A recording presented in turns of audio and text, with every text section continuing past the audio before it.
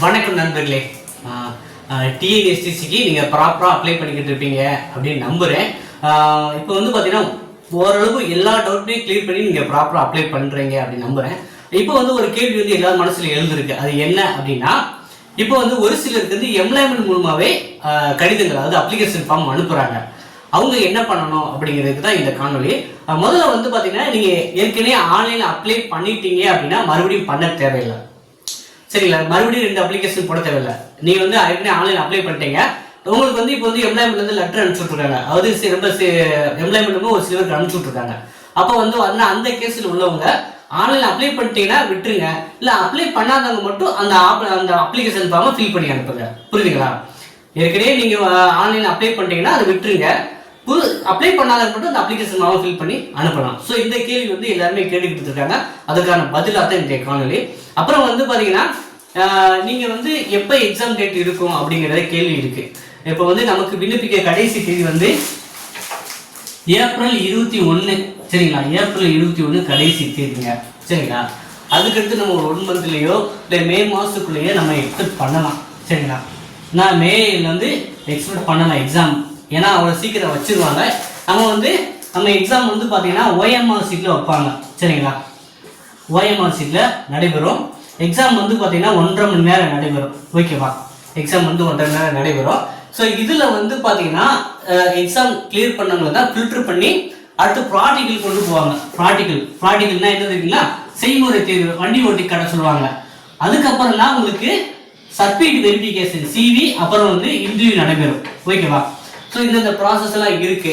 அப்போ வந்து நீங்கள் ப்ராப்பராக ஒழுங்காக அப்ளை பண்ணுங்க. அப்ளை பண்ணிட்டீங்க அப்படின்னா தாராளமாக நீங்கள் படிக்க ஆரம்பிச்சிடலாம். படிக்க ஆரம்பிச்சிடலாம்னா நீங்கள் என்னன்னா, உங்களுக்கு வந்து மொத்தம் 100 மதிப்பெண்ணுக்கு வந்து எக்ஸாம் வைக்கிறாங்க. சரிங்களா? 100 மதிப்பெண்ணுக்கு வந்து உங்களுக்கு எக்ஸாம் இருக்கும். அதில் வந்து தமிழ், சரிங்களா? தமிழுக்கு வந்து 50 மதிப்பெண். சரிங்களா? தமிழுக்கு வந்து 50 மதிப்பெண் வைக்கிறாங்க. இல்லை 50க்கு வந்து நீங்கள் 20 எடுத்தால் போதுமானதுதான். ஓகேவா? அப்புறம் வந்து தொழில்முறை திறனறி தேர்வு. சரிங்களா? தொழில்முறை திறனறி தேர்வுக்கு வந்து 30 மதிப்பெண்ணும், ஜிகே, காமன் ஜிகே, மேக்ஸ் எல்லாம் வரும், அது 20. மொத்தம் வந்து 100 மதிப்பெண்ணுக்கு உங்களுக்கு தேர்வு வைப்பாங்க. ஓகேங்களா? ஏன் ரீகால் பண்ணாங்கன்னா, சில பேர் வந்து டிஎன்பிசி எக்ஸாம் மாதிரி நிறைய தடவை எழுதுறவங்களாம் கிடையாது. நிறைய பேர் இப்போதான் முதல் தடவை எழுதுறாங்க. அதனால தான் ஒரு விஷயத்த நான் திரும்ப சொல்ல வேண்டியதாக இருக்கு. அதனால வந்து என்ன, இதெல்லாம் தெரிஞ்சதானே ஒரு சிலர் யோசிக்கலாம். ஆனால் நிறைய பேர் வந்து இப்போதான் இந்த எக்ஸாம் பக்கமே போறாங்க. ஸோ அவங்களுக்காக தான் நான் மறுபடியும் நான் சொல்லிக்கிட்டு இருக்கேன். ஓகேவா? ஸோ இந்த மாதிரி தான் பேட்டர்ல தான் வைக்க போறாங்க. ஸோ அதுக்கு நீங்க தயார் பண்ணிக்கோங்க. தமிழுக்கு வந்து 10ஆம் வகுப்பு தரம் அப்படின்னா நீங்க 6 to 10 வந்து ஸ்கூல் புக் வந்து ஆன்லைனர் படிக்கிற மாதிரி இருக்கும்.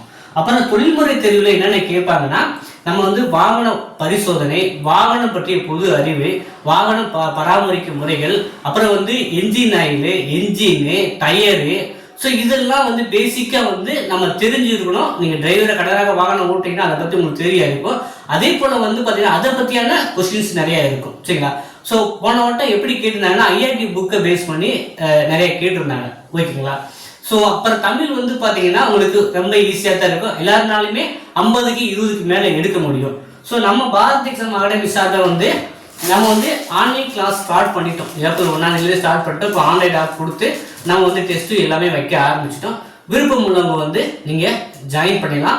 2 புக்ஸு குரியர் அனுப்பிச்சிடறோம். ஆன்லைன் கிளாஸும் நடைபெற்றுக்கு இருக்குங்க. விருப்பம் உள்ளவங்க வந்து நீங்கள் ஜாயின் பண்ணிக்கோங்க. இது சம்மந்தமாக ஏதாவது டவுட்ஸ் கேட்குன்னா இந்த நம்பருக்கு வாட்ஸ்அப் பண்ணுங்க. உங்களுக்கு டீட்டெயில்ஸ் அனுப்புகிறோம், பார்த்துட்டு நீங்கள் ஜாயின் பண்ணிக்கலாம். வேறு ஏதாவது உங்களுக்கு கொஸ்டின்ஸ் இருந்தால் கூட கமெண்ட்ல தெரிவிங்க. நம்ம அடுத்த காணொலியில் இன்னும் நம்ம டீட்டெயிலாக டிஸ்கஷன் பண்ணலாம். நன்றி.